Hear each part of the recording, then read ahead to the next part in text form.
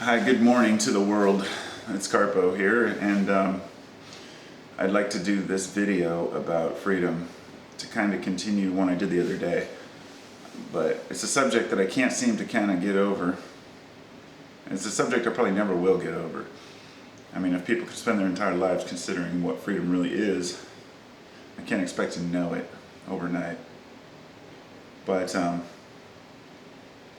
kind of freedom I'm talking about is not the freedom that Americans consider freedom.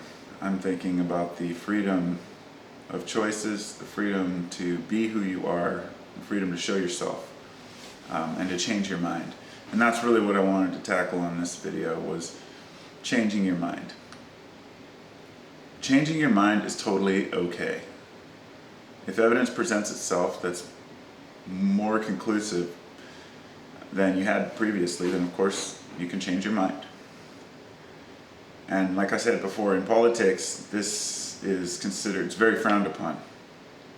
In religion, this is also very frowned upon. One might say, oh, now you're just fooling yourself, trying to, look at things, you're complicating things too much.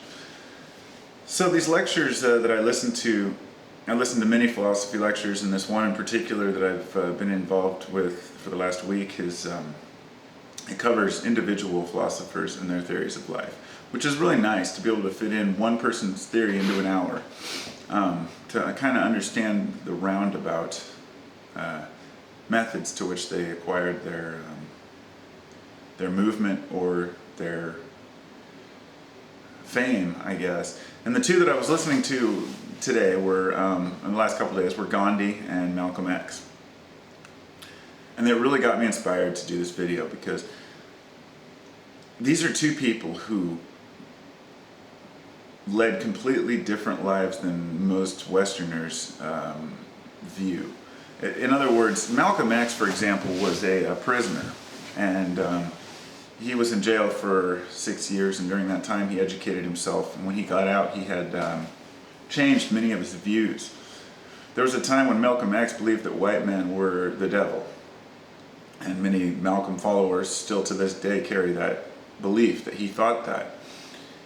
He didn't. He was a Muslim for some time, and as he started to discover new ways of thinking, he was apt to change his mind on them. Now Gandhi made one of the most famous, and I did a video about this about a year ago, but he said, my dedication must be to truth and not to consistency.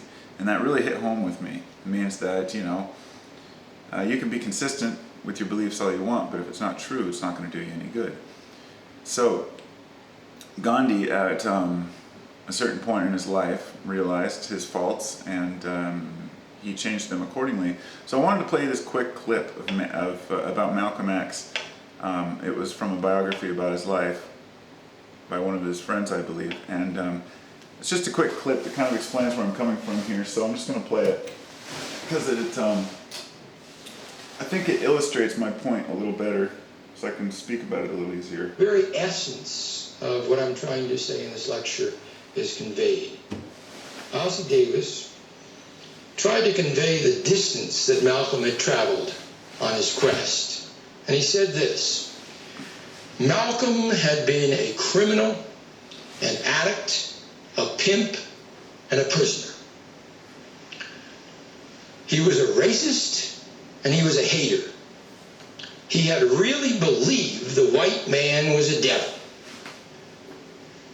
But all this changed, and Malcolm became free.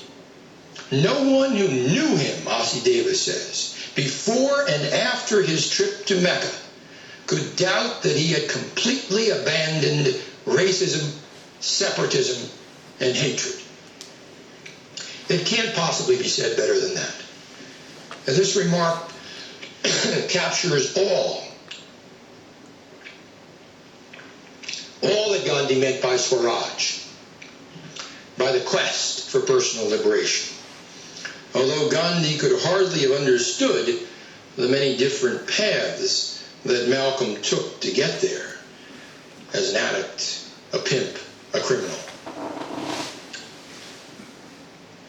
But I think that there was one thing that Gandhi would have understood about Malcolm in this final period especially.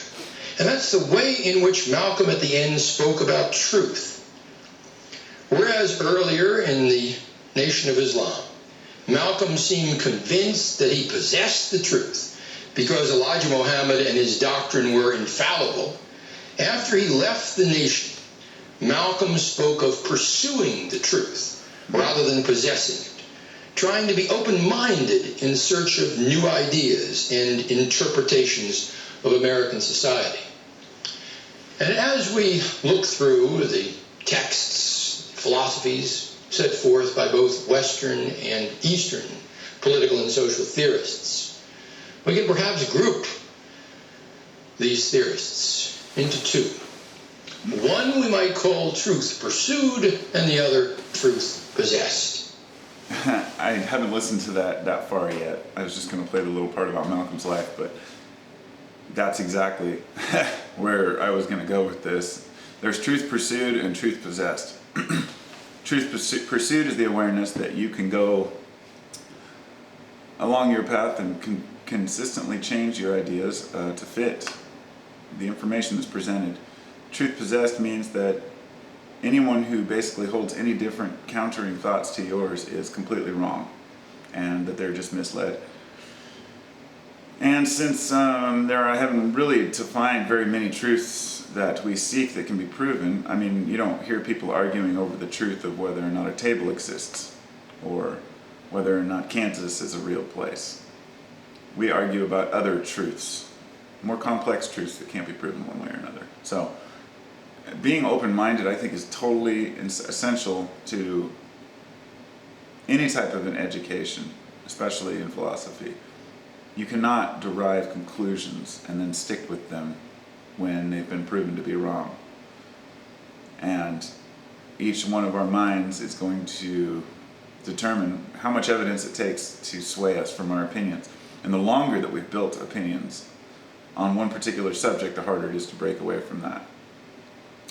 So we have one group telling us that if you don't have opinions and you don't have a decision and you don't know what you're looking for, then you're missing out on life. And others that say that if you determine what's already important and then you stick with that, then you're missing out on learning. So to each his own. And I really urge people to seek beyond their paradigm and their comfort zones, because it's what makes us human. So I hope everybody has a great day. Happy New Year.